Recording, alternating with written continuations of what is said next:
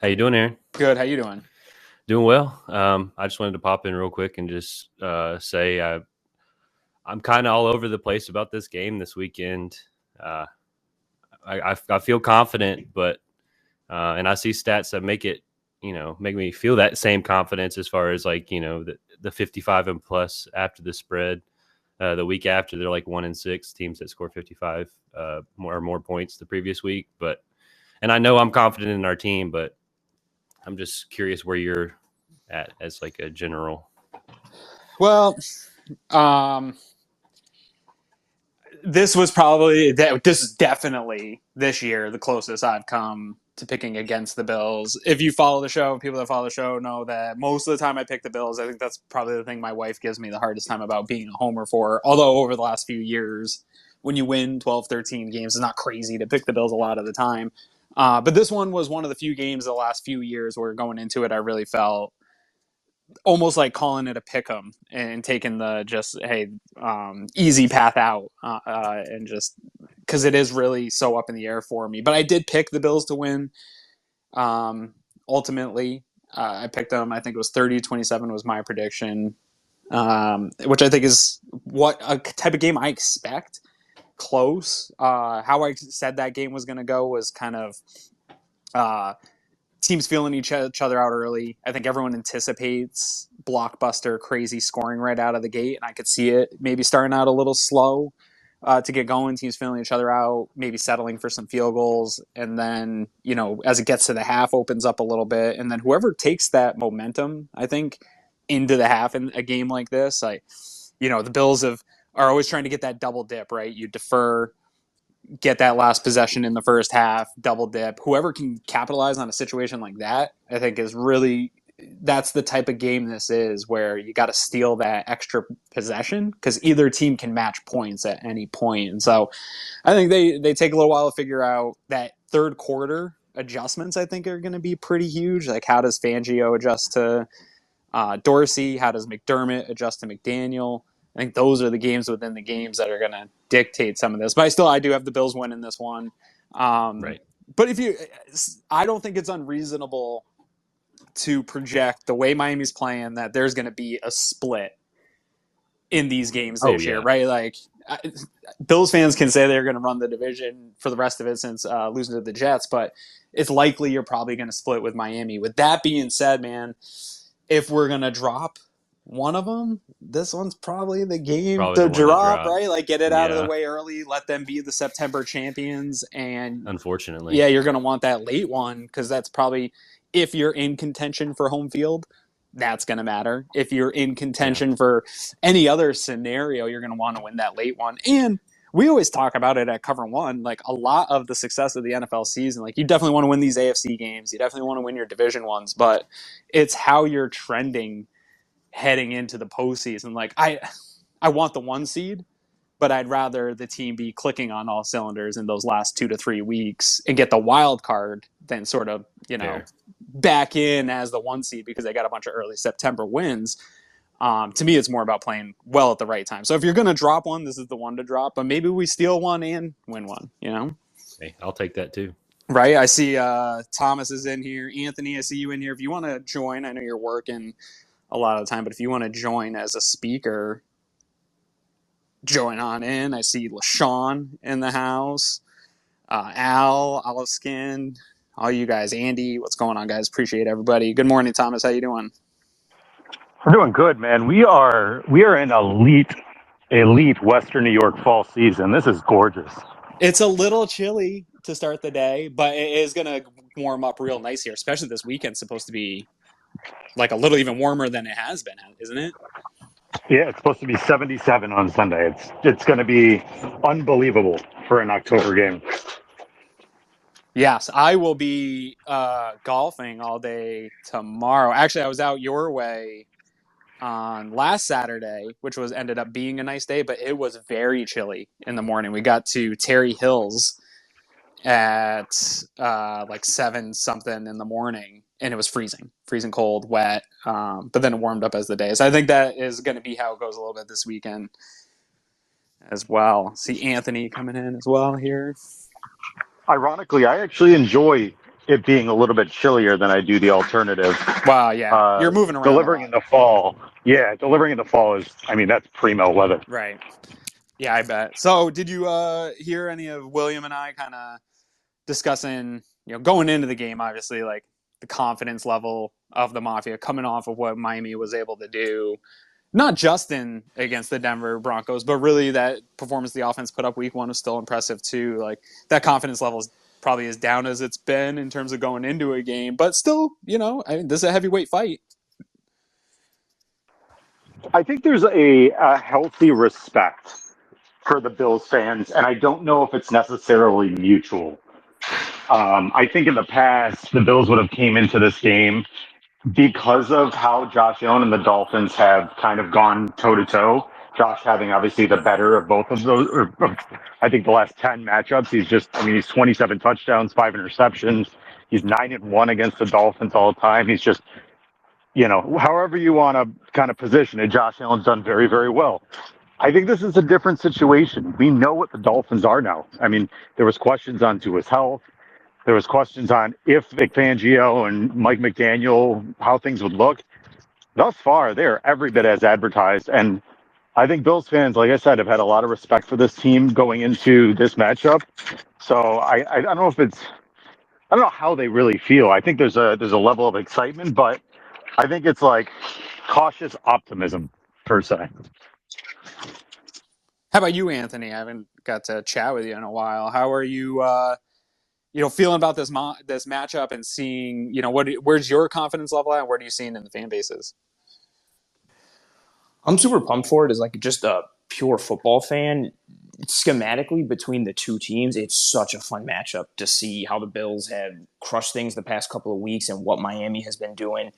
And I'm excited to see really that the Bills defense against, both like Dorsey versus Fangio on both of those sides, but then McDermott like taking the reins back as DC and what we've seen, the changes in this Bills defense and what they're doing and how they're playing and what he's leaned into. And then him going up schematically against Mike McDaniel. Like just from a football perspective, I'm super pumped. As from a Bills fan perspective, I really think this could go either way. And I actually like hearing what Thomas said. I felt the opposite. Like I put a tweet out like 10 minutes ago talking about how Miami. I keep seeing a lot of things like, oh, well, just take away Tua's first read, or just get pressure. Like these simplistic one-step cure-all processes that I don't think necessarily exist. And I see a lot of comments coming through that this is the same Miami offense as last year. Bills beat them both times, like towards the back end when they, after the Heat game didn't count in the beginning, yada, yada. This is a game in week 15 that went down to the wire and took a game-winning drive to win that also included a Trent Sherfield drop in the end zone on an easy little smoke screen from Tua. Miami also ran in that game. They had 5.6 yards after contact per rush in that game. They had a .36 EPA per rush in that game. The Lions led the league last year in EPA per rush at .09. Miami blew that out of the water in Week 15 running against the Bills. And then in the playoffs, it was another close game with their third-string QB, and now Miami's come into this season, and the tweaks that they've made with their motion game, what they do now with their fast motion out of those sets and get into their seam, wheel, flat play, continuing to make everything look the same. Now they've also incorporated their run game into it. Their run game is better, and they've also made their run game start to look the same and as diverse as their passing game. And their passing game already created leverage in space, exploited leverage in space. Now their run game is starting to do it. It doesn't make them invincible. It doesn't mean like, oh my God, they should be feared. But this is a team that like I really think should be respected. And I guess at least from like my end, I know that it all depends on like the circle that you're in or the random comments you see. But from my end, I feel like there's a lot of Bills fans coming through being like, this is the same team. Tua sucks. The Bills got it. Just take his first read and you win. And it's just so much more complex. Yeah, there's some false confidence out there for sure. I think, while we got you on and obviously you do the film room with Eric and everybody should go check out all the great work you guys do. I want to talk about, you mentioned everybody has these, just get pressure, just get hands up, and that all that is baked into it. It's all part of it. I do believe there is one simple thing that you can add into this game, and that Sean McDermott already talked about preaching. It sounds so stupid to even have to talk about this at the NFL level, but it was on my sign for the show this week. It's all I really talked about, and it's tackling. Getting those guys down in open field and being that swarm tackling team. It doesn't even have to be the situations where, I know that at times the defensive backs for the Bills have been a little bit suspect in their individually tackling, and you see a lot of missed tackle percentages, but the Bills consistently have been really good at swarming and tackling and playing in those zones and keeping stuff in front of them. And one of the strengths of Christian Benford, where, a lot of people are calling for Elam in this game, one of the strengths of Benford is to be able to play these zones, wrap guys up, and not let those explosives get out of hand. And I think that's the goal, is limiting the yak. They're going to create space with this motion. I think a lot of people are seeing the pre-snap side of these motions, and it tells Tua what to get, where to look. But these motions are also creating the space pre-snap to just get the ball in space. And when that happens, the only way that becomes that 15, 20-plus yard play is allowing that, not swarming and creating these tackles. That's what got out of hand for the Broncos, was a lack of effort and a lack of just fundamentals in tackling. Absolutely. That's a really great point. I talked about it on Disguised Coverage this week as well. Like when you watch the Broncos tape, even the Pats tape to a degree, like there's times where they're making Tua check the ball down, or he's hitting, they've got a 3-layer concept and he's, it's 2nd and 10 and he dumps it down to Mostert like a yard past the line of scrimmage. And then Mostert breaks a tackle. And because there's so much space, because of the space they create, if Mostert breaks a tackle, with the speed that he has, he's churning up like 6-7 yards in the blink of an eye. And to your point, Aaron, like I love the whole like swarming piece, because as like a statistically tackling team, the Bills haven't been great this year. They're giving up 4.7 yards after contact just from a per rush attempt. That's over I think 1.3 yards more than the Broncos are giving up, who have given up the second most yards after contact per rush. That's something that hurt them against the Dolphins last year. And then when you're looking at it just from a pass perspective, it's the same thing. Like if you miss on Hill or you miss on Waddle and you are not fundamental and sound in that degree, they're going to create explosives after the catch. Like you have to, again, it sounds simplistic with that, like just try and keep it in front of you and limit the explosives in those pieces. But yeah, the tackling piece is huge in the pass game. And for me, I think even more so in the run, especially with what Miami has done. Like I think a lot of people think of, breaking tackles or creating yards after contact is more of like, like Derrick Henry's world or like that power game.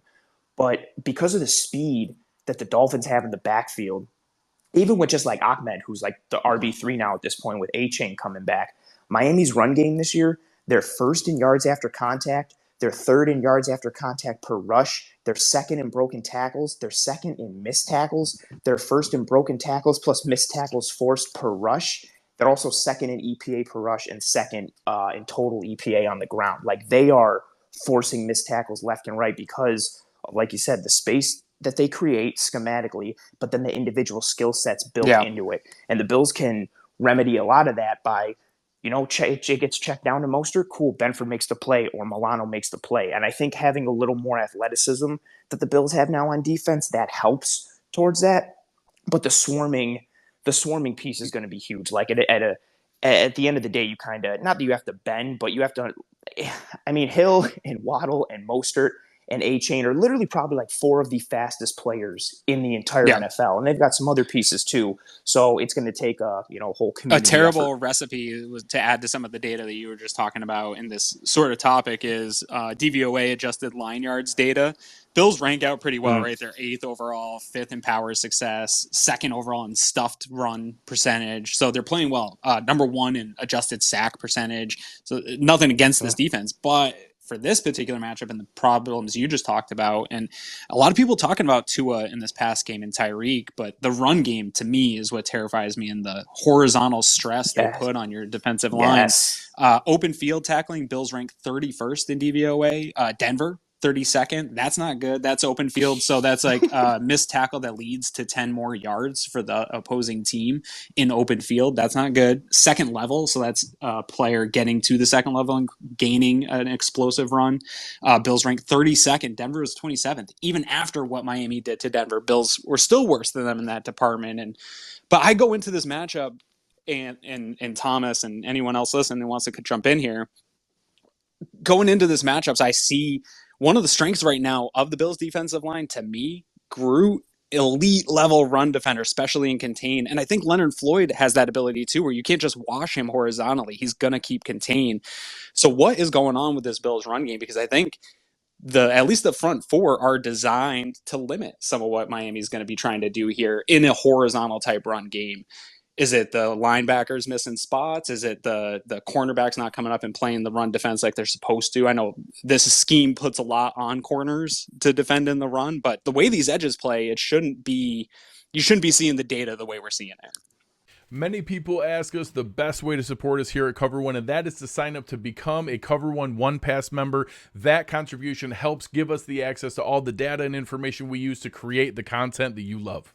And I think most importantly, brings you into our community of insiders. It's a great community based on Slack. I know a lot of people don't want to be on social media anymore or be in on those conversations. We bring all of it to you right in our great community of educated fans. And most importantly, you get access to our content creators. Even better than that, everybody loves merch. You get awesome t-shirts, a cool decal, and a letter from the Cover One team signed directly to you. All for $60. That gets you the entire season, next year's free agency and draft. $60. Click the link in the description. Cover One Insider. Become one today.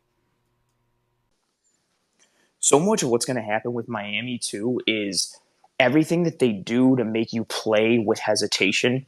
Like, they're throwing, and that's so much where the motion comes in now with them, like, and how they've added it to the run game. They just put your first and second level defenders in hell by trying to think and function like, okay, like, and because they're taking all of your keys and what you look for in diagnosing a play, and they're using it against you. Like, they're using false pullers, and then they're pulling guards from one side, but then running an end around from the other. And that's after they use that pre-snap fast motion from the short side. So there's so many things happening visually. You're trying to process those things. And when you're trying to process those things, just naturally, if you're thinking, you're not playing as fast. If you're thinking, you're hesitating. And that's a problem for anybody, let alone with Miami's speed. Like, they just want you, they don't need you to fully hesitate for a full second. You hesitate for a quarter of a second, they're getting that edge. They're getting that corner. And then, especially with what they were doing against Denver with their crack toss game, that's a big piece, like, I'm worried about. Like, and I love the piece you said, like, them making opposing corners have to tackle. They're going to crack down on Floyd and try and push him inside. They're going to crack down on Groot and try and push him inside. Those linebackers are going to have to scrape over the top. Poyer and Hyde are going to have to fill that alley from depth. Trey and Benford are going to have to come up and run support and probably take on, Teron Armstead in space, or a tight end, or Alec Ingold, who's a very good blocking fullback and also can do damage like as a receiver. As that kind of like Kyle Juszczyk piece that McDaniels tried to simulate like he had in San Francisco.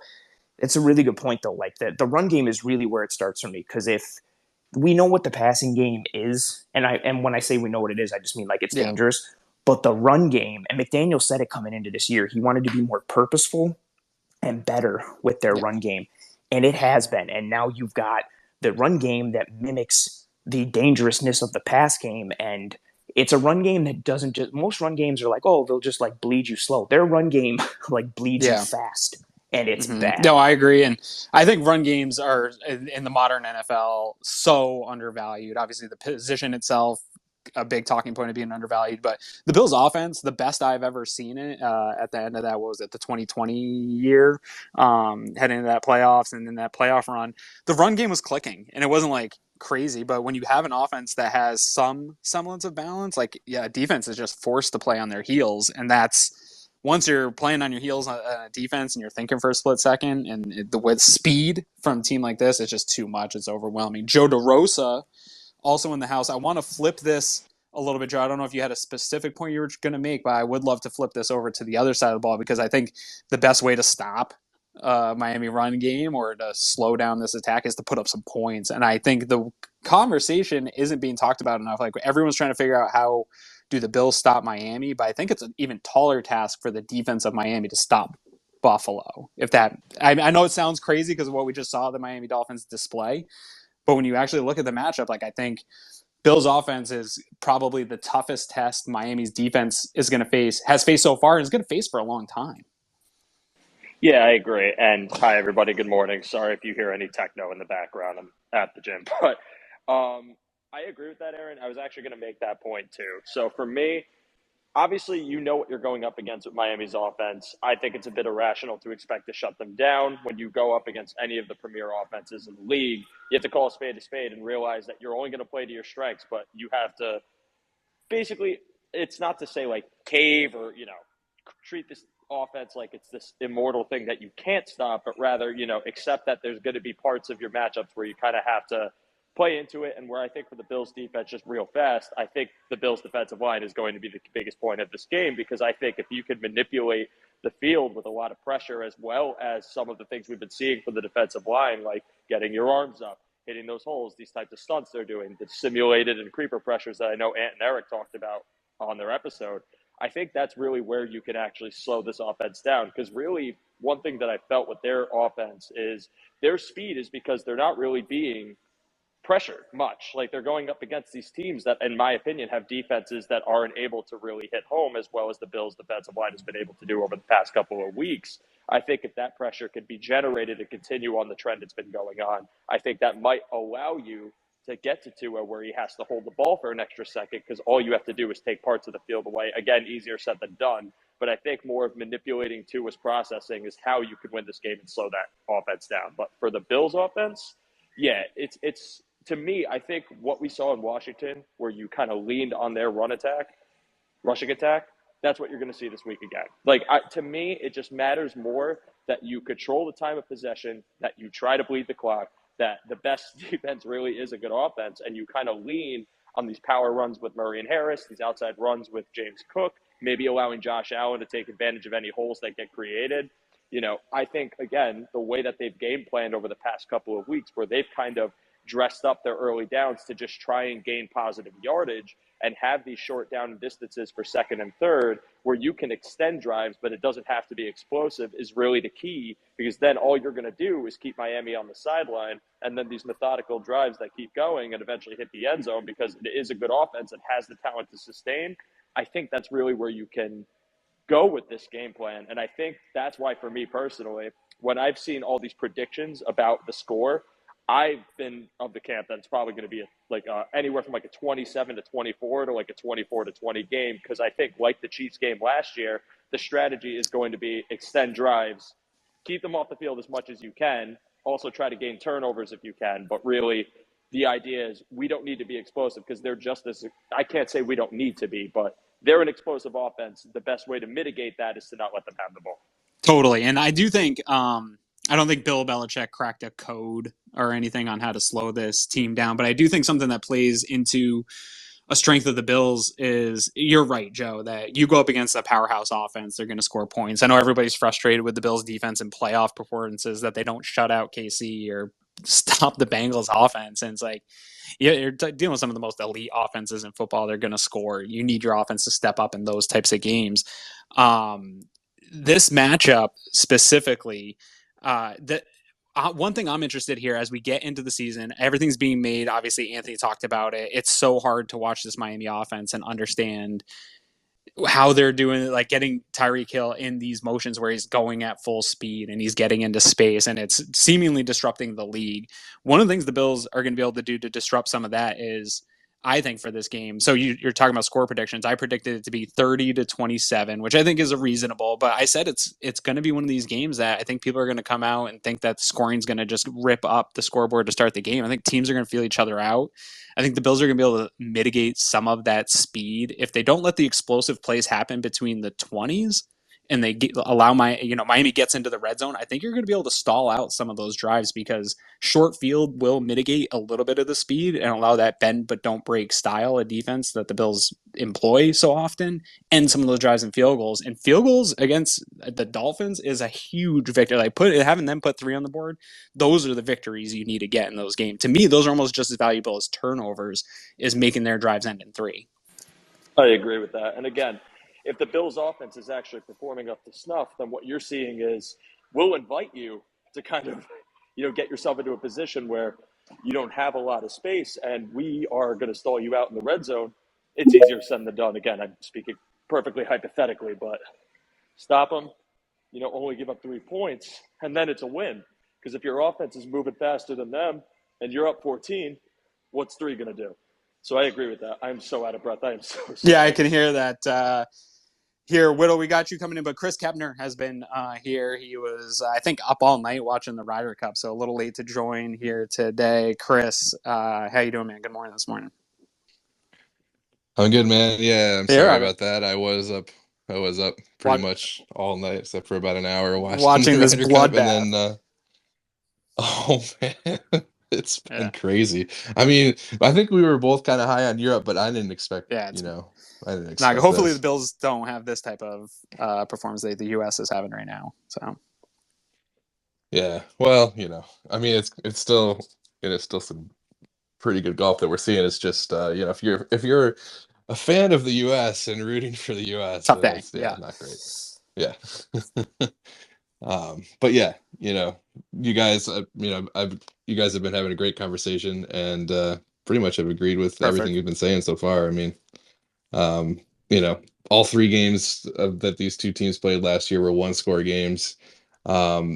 It's the type of game that again could come down to a possession. So I mean, efficiency is going to be key. Like the Bills, they need to convert consistently. Like Joe was just talking about, I think you mentioned as well, keeping the Miami offense off the field by extending drives. But also, they need to convert, on those long drives, not settle for field goals. So it's gonna be another fist fight, man. This is a rivalry that is 100% back, and there's a reason why everybody's talking about this game. For sure, the game of the year. Bill Simmons talking about it. I mean, everybody's really talking about it. Early consideration for game of the year. Yeah, it's kind of an action-packed weekend, actually, over on Cover One Playback. We're doing a watch party tonight for top 25 matchup between Utah and Oregon State. College football, and another college football watch party tomorrow night. More of a bounce around sort of red zone type experience. But there's a whole bunch of good games tomorrow night, so we thought we'd check it out and see. But especially if you guys are into spaces, we often bring people up to join the conversation and ask questions, and we can talk about what we're watching. We can also talk the Bills. I'm sure we'll get into some Bills Dolphins stuff. And it's going to be there tomorrow night. Yeah, I mean, I would say just get the the Playback Watch Together app, which is available now on iOS and Android. Find the Cover One, join our room, turn on the notifications so you know when we're going to be live, and join the party, man. It's a lot of fun. There's a good chance that we're on Sunday morning for a bit for the Ryder Cup too. It depends on how much sleep I get. Whittle, what's going on, my man? You got I'm sure you got something for us here. I don't believe that we should overlook the Dolphins. I don't believe that Whittle, there isn't a person. There's not a person in the world that's like a legitimate, thoughtful person that would. Okay. No, I'm just saying, like the thing that Anthony was talking about earlier about, he was, you just take one read away and that's fine. You just, don't let them get big plays and then we'll be fine. They have a multiple. They can attack you a bunch of different ways, but this is the same team that scored 24 points against the Patriots, and they won the turnover battle +1. And the Patriots are missing 2 corners. That offense that Patriot offense can't get out of its own way. I think I expect the Bills to win because I think we're better. I think we're like number 2 on offense and number 2 on defense, rank wise according to DVOA. Josh gets up for these games. Last year, we played them to a 1-score game. We outgained them by 300 yards. With a Gimpy Gabe Davis, no starter in the secondary. Gimpy Ed, no Mitch Morris. But they had a bunch of stuff too. So, I don't think we can utilize last year. I understand last year, right? I got you. I think that we should be able to recreate some of the looks that the Patriots gave them. And I think that when it comes down to it, we should get more stops and we should be able to score. We should be able to score with them. I think we can get more touchdowns than they can. I think our offense can get more touchdowns against their defense than their offense can get against ours. I expect the Bills to win this game, especially because of the way last year went. And this team is much better. It's much more complete. Trent Sherfield is giving us the playbook, so we should be fine. I think we should win this game. I picked them to win, so I'm not in disagreement with you here. One thing, Anthony here, I'm trying to get Eric to look into it, but he's so goddamn busy with all that he does. I was watching a little bit of film. I didn't get through much this week in Miami, but I saw some success against their linebackers with tight ends. So I went and looked at, okay, well, the Bills are running a lot of 2 tight ends. What can we do to exploit that? But it actually shocked me a little bit because obviously seeing it on film, tight end having success, but when I pulled back and looked and went back into it, it looked like teams that were running 2 tight ends. Actually, Miami sees it a ton. A lot of teams are trying to exploit them with 2 tight ends, but their defense has had quite a bit of success. They lead EPA in passing against 2 tight ends. They're really good against the run with 2 tight ends. But it seems like the 1 tight end sets and targeting the tight end against the linebackers does work, but the 12 personnel or 2 tight end sets don't necessarily they're playing that well. And so I'm wondering, is this a type of game where we've seen super heavy 12 personnel from Ken Dorsey? Is there a changeup? You talk about it all the time with rock, paper, scissors and having those different things in your bag. Is this a game where maybe it benefits the Bills to spread it out and get Sherfield more involved and get Hardy more involved and spread this defense out and attack the middle with 1 tight end in the seam? It's a fair point. When they added David Long in the offseason, I really liked that move. He's been such a good coverage linebacker for Tennessee. He could just never stay healthy. And the tight end stats that you bring up are super relevant, and then how it impacts what the Bills do. Because of my other thought, and to tie it into what you and Joe were talking about earlier when you first started the Bills offense conversation, I really think the Bills can have an advantage with their 2 tight end sets from a on the ground perspective, just running the ball down Miami's throats. The Bills, I mentioned earlier with Miami being second in total EPA on the ground and second in EPA per rush. The reason they're second in both of those categories is because the Bills are first in EPA on the ground and EPA per rush, which is absolutely ridiculous. And part of that success is due to those 2 tight end sets and them running duo and running it down teams' throats. And then something I really love from Ken Dorsey that he did against Washington, leaned into the ground game again down the stretch. But it was a much different type of ground game that they leaned into. Against the Raiders, they used duo. It was a lot of downhill. It was a lot of letting the running backs read that play side linebacker and then either cut up inside or bounce it outside if the front gets washed and go one-on-one with the corner. Against Washington, they had a completely different type of attack. They were pulling guys left and right. They were running crunch. They were running trap and wham. They were running some GH counter, a different mode of attack offensively within the run game, a lot of diversity that they leaned into.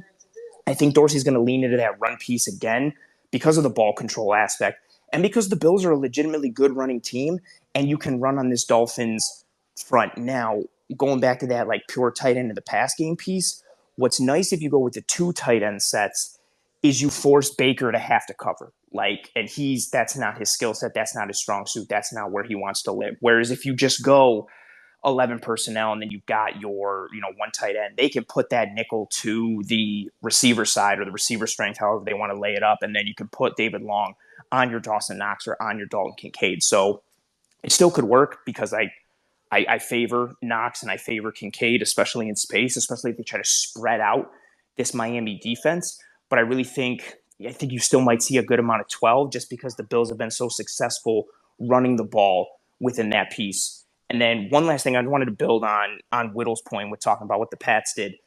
They did hold him to 24. Miami did miss 2 field goals. One was blocked, one was missed. That could have put him at 30. Could have, would have, should have, I guess. The Pats defense is vastly different than the Bills from a skill set perspective and roster perspective, but also from like a philosophy perspective. Like the amount of safeties they put on the field, the skill sets. Yeah, they're playing like 3-2-6 defensive. Yeah, their linebacker skill sets are complete. They got thumpers at linebacker. They also play a lot more odd front and bare front than the Bills do. And so for those who don't know, so odd front literally like 3 down or 5 down. They did a lot of 5 down against the Dolphins. Then that bare front piece, they're covering up the center or covering up both guards or playing on the inside shoulder of each tackle or right on the tackle. So a 4 technique or a 4-eye almost. Like it's just a vastly different defense schematically. So replicating that game plan isn't necessarily an easy thing because the Bills are different. Bills defense is different philosophically and from an individual makeup and skill set. Yeah, and I think there's like a philosophy idea between that McDermott and Belichick share, but the process of how they get there is entirely different to your point. So I think a lot of people will see that idea of a bend but don't break, but there's a lot of ways to just have coverage in the back that doesn't give up big plays and swarm and tackle, and you can get there in all different types of personnel with all different types of personnel. And I think people associate bend but don't break to Bill Belichick and the Patriots defense and also to Sean McDermott, so they think the ideology is the same, but you're right, it's not, and they're not going to play it the same way. But I do think that core philosophy of since Sean McDermott, Leslie Frazier, and this defense, they've been, to your point, Anthony, they haven't been great this year at tackling and not allowing the yards after contact or yards after catch, but they historically have been, and they limit big plays almost more than any defense. So I think those core philosophies you want to see applied to a game like this, but it's not going to look the same as what the Patriots did at all. Yeah, I think that's a very fair way to put it, like that idea and that philosophy. And I think, again, some of that also is tied to like the way they get after it differently. Like you mentioned, stylistically and philosophically, like I don't think Josh Uche gets enough recognition as like a strong edge rusher. He was tops in the league last year in pass rush productivity. Like Judon, in the same way, I think Groot doesn't get. I think Uche and Groot are similar in that they are better pass rushers than they get credit for. Oh, absolutely. And I think Groot is just not recognized enough overall as a player nationally, but he's good enough against, as a pass rusher, but he's so strong with the run. And I think his dial is leaned more that way, whereas Uche is good enough against the run, but his pass rush ability is so top tier. And then like what he does with Judon, like they've got a legitimate 1-2 edge combo. And then add in with how much man coverage and everything else they play. But yeah, I think that's like a very good way to say it. Like there may be like the end result, like they may be trying to get to it in like a same end result, but the way they go about it is so different. But I think that's so important because that's another like comment I kept seeing all week was like, well, the Pats put out the blueprint. First of all, I don't think they did. Second of all, even if they did, that blueprint doesn't necessarily work out. That's like being like, oh, here's the blueprint for this amazing house. You can build it anywhere. It's like, oh, cool. Does it have a basement? Yeah. Well, you can't build it in Florida because they don't have basements. Like, it's a different kind of piece. The blueprint doesn't necessarily work for everyone.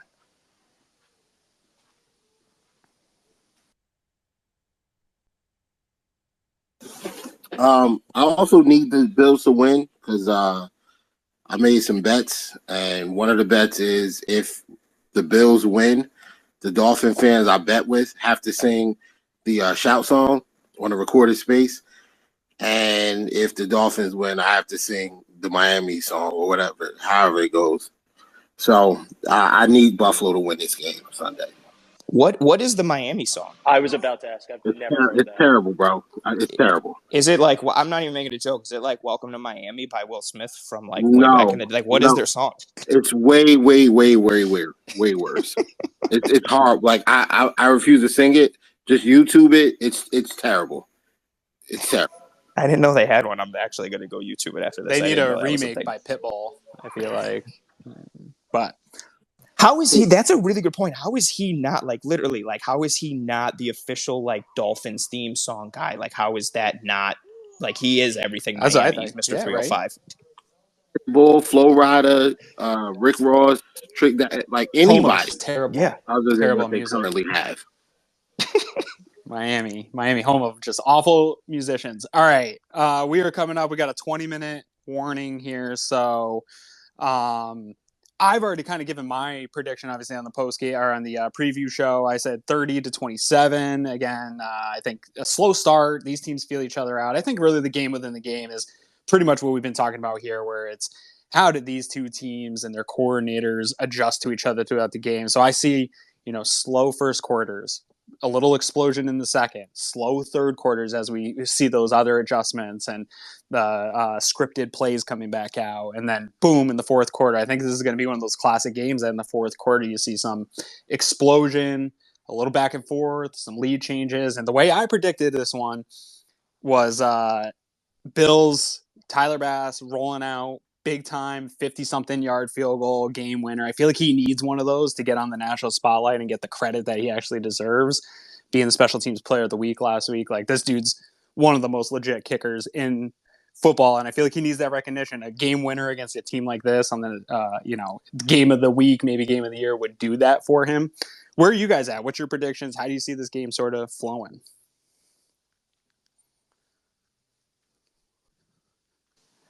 I'll go first since I think nobody knew who to go first. No, my answer is the easiest. I'm too superstitious to ever make predictions, so I'm not giving a score prediction. But to your point, with your overall scoreline, I think that's what you see. I think you see a close game either way. I don't think this is a runaway for either team. And I actually like Joe's point as well. I think you might not see as much of a barn burner boat race. The score may show it, but I don't know. I don't think it's necessarily going to be the huge firework display that people might think it may be. I think the Bills are going to go hard to limit those explosives. I think you'll see more inefficiency from Tua in this game to potentially slow them down.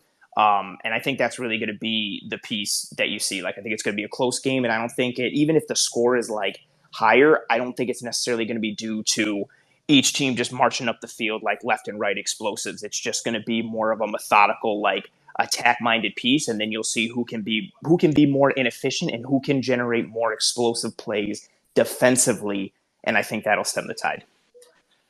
Yeah, following that up, because again, I think it's just a scenario similar to last year. We know how good Miami's run game has been. I think they know it. I also think that every team has the opportunity to look at advanced metrics, and they probably know just as well as we know about the Bills' open field stats and really what they can exploit in those matchups, which is why I anticipate them running the ball a lot too and trying to capitalize with some explosive plays to Hill or maybe even guys like Waddle and Berrios who have been involved as well. I don't think Craycraft is playing. I think he hurt his shoulder.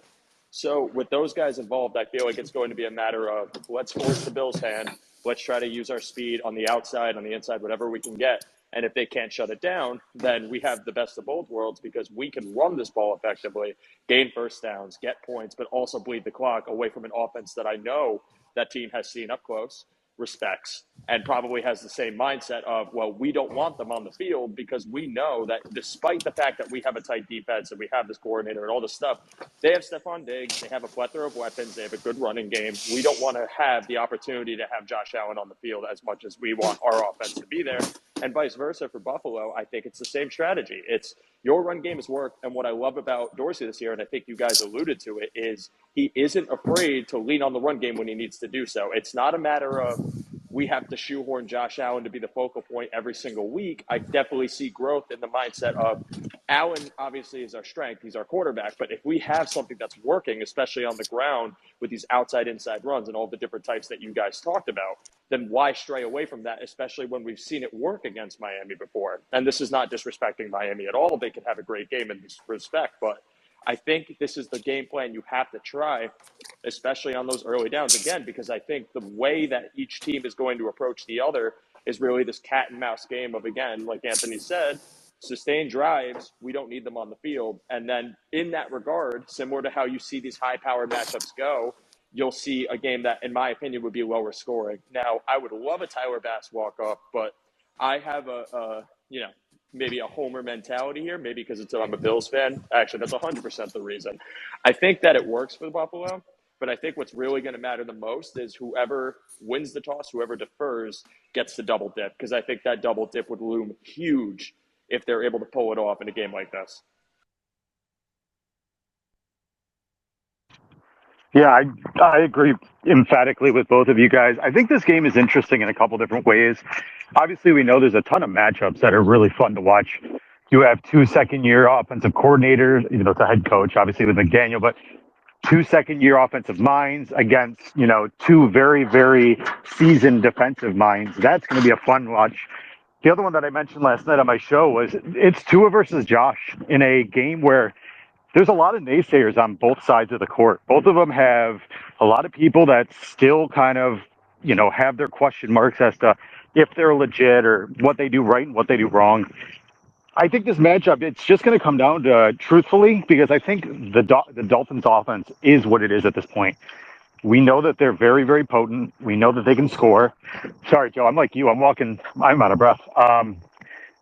I think this offense for the Bills is really what's going to come down to. I think if Josh can stay measured, if he can stay within himself, if he has the ability to play within the confines of what the offensive structure is, I think the Bills have the chance to be very, very good on Sunday. And again, this is not to downplay the Dolphins. I think the Dolphins are very, very good, but I think the Bills' offense against the defense, the Miami defense, is more of an advantage than the other way around. And the only reason I say that is because I think if you look at the scaling of who the Bills' defense is, Bills have a very, very good defense. The Dolphins have a very, very good offense.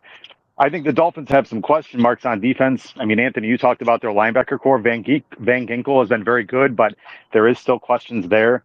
Their secondary has some questions. Obviously, Javon Holland is a very good safety, but Xavier Howard has been proven to be able to be beaten sometimes. They're going to be missing Jalen Phillips. They still obviously have Zach Sealer. They have Christian Wilkins. I think there's some matchups that the Bills can exploit, but I think it starts with Josh and ends with Josh. I think if Josh can stay within himself, I think this game is one that the Bills can, take care of. I think it's 27-21. I agree. I think it's not going to be a massive scoring affair, and it's probably going to be close at the end. One thing that I think everybody should keep an eye on is Connor Williams is back this week, and he's been out for the last couple. The one thing about Connor Williams and Tua is they have had serious issues when it comes to both shotgun and under center snaps. They just haven't been able to figure it out. The handoff is really, really, it's very rough per se. It's cost them 2 red zone touchdowns or scoring plays. That's something I would absolutely be, keeping an eye on, and I'm sure the defensive linemen and the defensive staff is going to be watching that, saying, watch the hands, and make sure you're ready to jump on the ball. So I think those little nuanced mistakes, like you mentioned with Craig Rousseau and Leonard Floyd, getting your hand up against a shorter quarterback is going to be massive. But I think if the Bills defense and the Bills offense stay within themselves like they have the last 2 weeks, I think the Bills can handle their business. Real quick, I know that Chris and I might be. I know Thomas actually cares too, and Lauren actually cares. And we have some golf fans in here. Karen, the U.S. got some red on the board right now. It looks like 2 up in one match, 1 up in another match, tied. So the U.S. trying to stay alive in this game a little bit here for the Ryder Cup. What team was it? It was Thomas and Spieth are up 2, and Homa and Clark are up 1. Wow. Okay. Scheffler and Koepka are tied. Scheffler's made some huge putts to keep that one tied. But a couple points I agree with Super. The Joe DeRosa is talking about something in this game even just coming down to who wins the toss and has the opportunity for a double dip. I brought that up in the post game or the preview show again about those are the types of things that are going to make huge difference in this game of being able to steal that possession that's like baked into the defer of getting that final possession. And whoever can capitalize on that momentum at half, either way, either stopping a team from a chance at a double dip or being the team that has an opportunity to steal a possession and get a second score, like those are those baked in opportunities for bad teams to stay in games, or in a big game like this for you to get that slight little edge that you need to go up a possession, which arm's length in a game like this can make all the difference in the world. So I really love that point. Chris, do you have sort of a prediction or sort of game flow? We didn't get yours on the show. Yeah, so it's weird, man. I put in the show notes on Wednesday that I was predicting the Dolphins to win a close one because that's how I was feeling at the time. Like a Boo! Get him out of here. But I got to be honest with you, man. I flipped. I have flipped in the past couple days. And you know what it is? I know that, It's me. You listen to me on the show and you totally changed your opinion? No? No, I mean, I think Whittle was starting to go down this path a little bit earlier, and for good reason. It's like you don't want to dwell on last year's matchups, but I can't help but think about this Bills defense um, being a lot healthier than it was last year. Um, and with McDermott being the play caller, like it's a different look. It's something that Miami hasn't really seen. Um, I mean, that first matchup last year was a bloodbath with the Heat. We lost. I mean, guys were dropping like flies. You know that. The second and the third matchups, we were down Von Miller. We didn't have Micah. I mean, we didn't have Micah in the first one either. But you know, now we still don't have Von, obviously, but we've got Leonard Floyd, right? We've got Christian Benford, who's come along further in his development, and the team clearly sees as an upgrade over Dane Jackson. We've got, Micah's back. We've got Jordan a lot healthier than he was at the end of last season. Trey is further along in his recovery. It's just, I think that the Bills are going to be able to at least hold them to field goals on one or two of the possessions that when it counts, right? And I do think the Bills are going to prevail in a close game. One thing here before we finish up, a few comments have been made about Miami's defense and the defensive coordinator. And I don't want to take anything away from Vic Fangio. I like Vic Fangio, but this is going to sound a little bit like a hate rant. Whenever the opportunity comes up for this topic, I want to talk about it because the way Vic Fangio is perceived by not just fans and media versus the way Leslie Frazier and his defense was perceived. I have a tweet. I'll share it at some point later today, but they're the same dude. Like they really are. Their success in the NFL is almost identical. What they've been able to do, the top defenses they've been able to have. Fangio has just as many bad years as Leslie Frazier has had, and Leslie Frazier has just as many good years as Fangio has had. I just find it so weird how that hire was made for Miami, and everyone's like, "Oh my God, they unlocked this." The most genius defensive coordinator in the NFL is going to Miami. And yeah, people are just running Leslie Frazier out of town as a outdated, terrible defensive coordinator. And I just see two guys that are the same, like they're the same age. Nothing they're doing is totally revolutionary. They're good. They have good schemes. They have good philosophies. It works over a long stretch of data. But I don't know. The optics of both of them and the way we talk about them is so weird to me.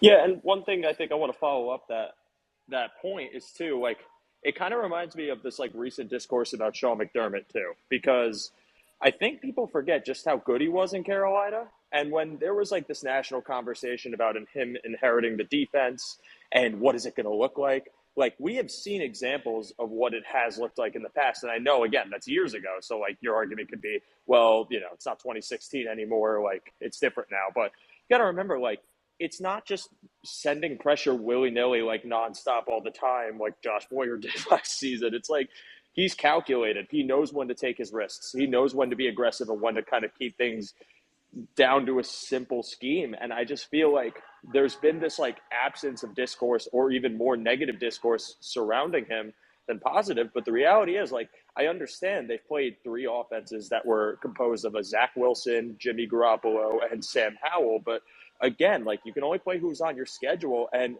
yeah, and most of the NFL is Kirk Cousins. Like Jimmy Garoppolo is just handsome Kirk Cousins. Sam Howell is just like a new Kirk Cousins. Like the league is full of those quarterbacks, so you can't take that out on the Bills. No, not at all. And the last point is just, again, you can only play them. And I would rather, our defensive coach be able to handle those teams than to give them any hope. And like, even when the game was close against Washington, they still pitched a shutout. Like against the Raiders, yeah, they had a scripted drive touchdown. They held Josh Jacobs to -6 yards. It's just like, I think there needs to be a little more respect, and this is a huge game for them. And, if he goes out and it falls into flames, then obviously there's a different discussion. I don't think that much different, but I do think that he deserves a little more credit.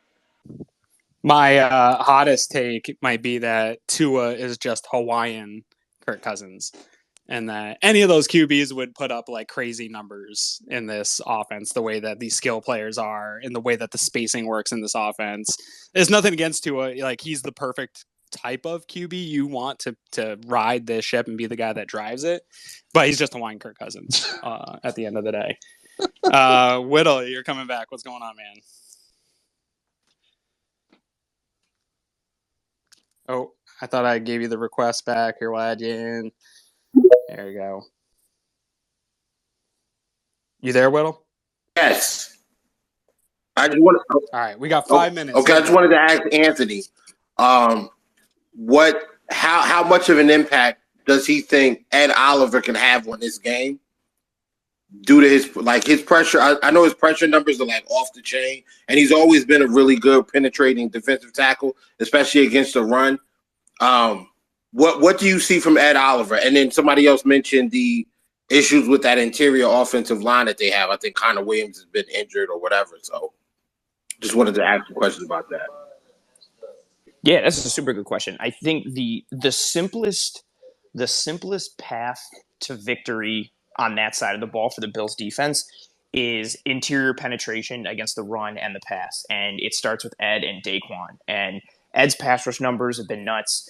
Out of 234 qualifying edges and interior defensive linemen, I think he's 19th in pass rush productivity. Leonard Floyd is 9th, which is another fun piece. Then also the Bills have 6 players in the top 60 for that, 4 in the top 25. But Ed's ability as a pass rusher, we've seen that in flashes before. He's more consistent with it this year. I think the bigger key is what he's been doing against the run game. His ability to anchor versus double teams has been tremendous. We know Daquan Jones can do that, and so the interior is going to be tremendously important. One, just in a vacuum of that space, like being able to get penetration. The interior pass rush is always the best form of pass rush and what it can do to QBs. So if they can get that, that's tremendously helpful. But their ability to do that against the run, and then also because Ed can now anchor better and he's working better against double teams, keeping Milano and Bernard clean is going to be so important because of all the motion and everything that Miami runs with the pass and with the run game. Milano and Bernard are going to have to process and see things going on. It's a lot easier to process and see things going on when you don't have linemen climb into the second level that you also have to shed or avoid and dip around. So I think that's a great question, Whittle, and a great point. Like, the easiest path to victory for the Bills is that interior part of the defensive line owning things. You want to have numbers in coverage in general in today's NFL, but especially against the speed and the spacing of Miami. You can constantly keep numbers in coverage if you can play with a light box. And you can play with a light box if your defensive line controls the line of scrimmage against the run. And Daquan and Ed Oliver have been huge pieces in that and keeping everybody clean. So I think it's a huge point, and I think it's the easiest path to victory for that side of the ball. All right, guys.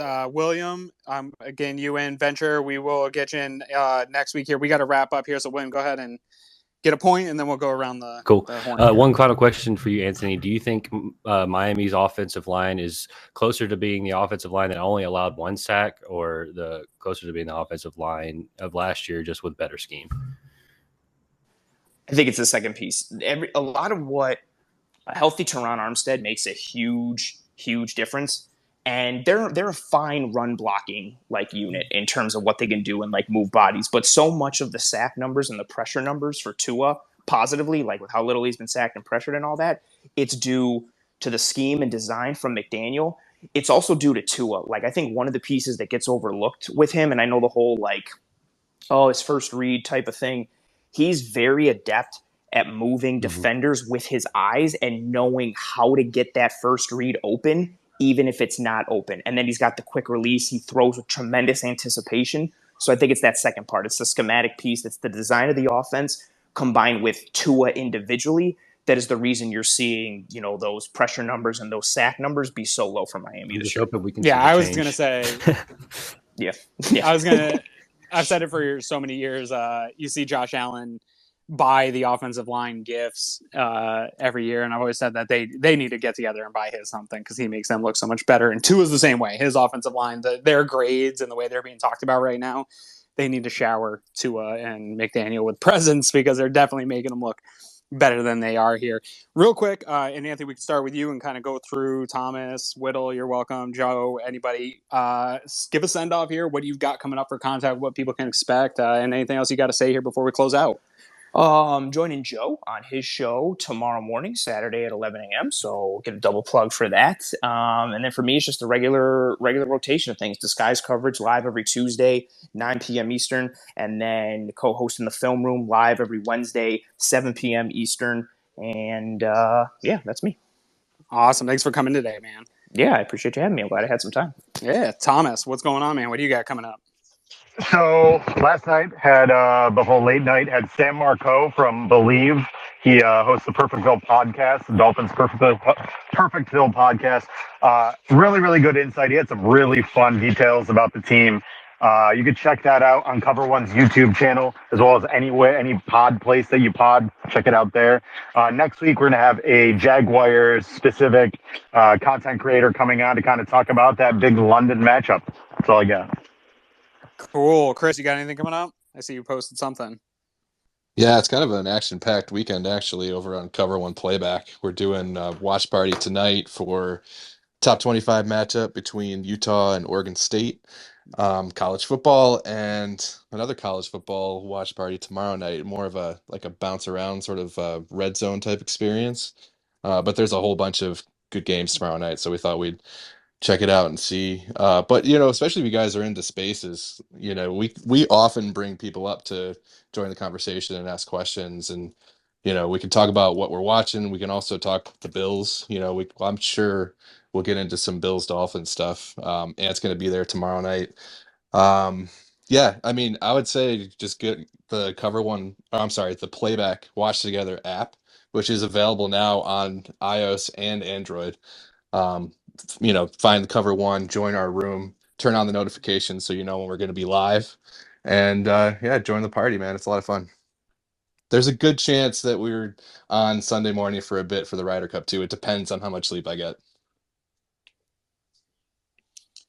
Well, Joe out here, Whittle, what do you guys got going on? Yeah, man. So tomorrow at 11 a.m., if you are a Bills fan, go on Cover One's YouTube and join me and Ant as we are going to be talking about the Bills' first month in review. If we have time, we'll give a little bit of love and preview the Dolphins-Bills game, but really going to be talking about how the Bills have fared in September and some of the things we've liked, some of the things we didn't like. So I hope to see you guys there tomorrow. And then in real life, assuming the weather holds up, I am going to look terrible at golf with Chris Kepner.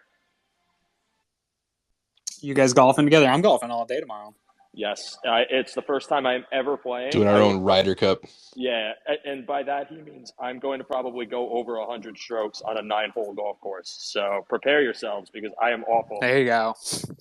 I'm actually also participating in a 2-weekend-long Ryder Cup style event with our golf group. We've split up teams, and right now our team is heading into tomorrow. We are up 1 on the match, which I contributed nothing to my team last week. I did not have a great display. Hoping to get some points on the board here tomorrow.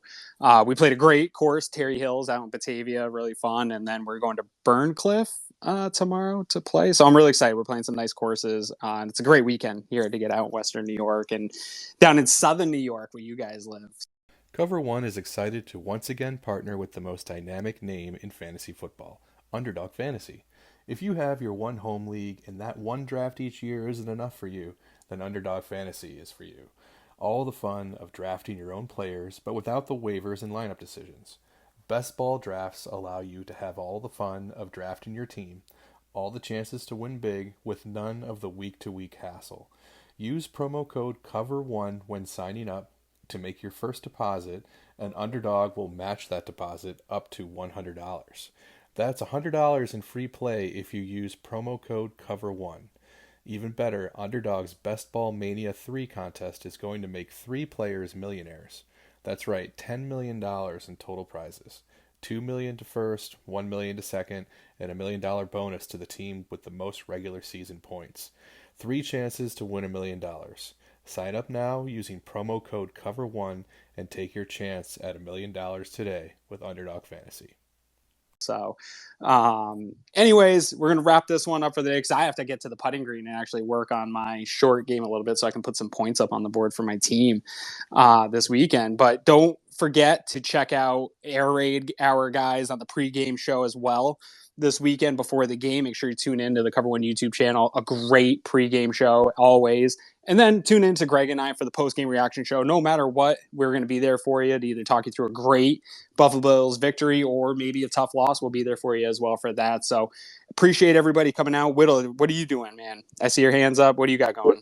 I have a podcast Wednesday night, 9 p.m., 9 to 10. We have a Jacksonville Jaguar sports writer coming on.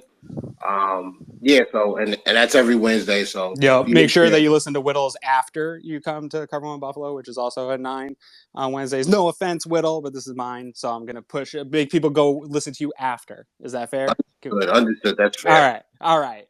No, I have had a chance to listen to Whittle's podcast. Everybody should go give Whittle a follow and give him a listen. Grinding out here. See you out here on the spaces, man. So appreciate you coming in as well and giving us your input, and everyone here who joined in to listen. We appreciate all you guys. I see a lot of familiar faces here, so can't tell you how much we appreciate the support at Cover One.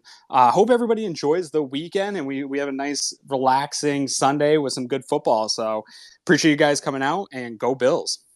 Go Bills. Thank you, Go Aaron. Bills. Thanks, guys. Go Bills.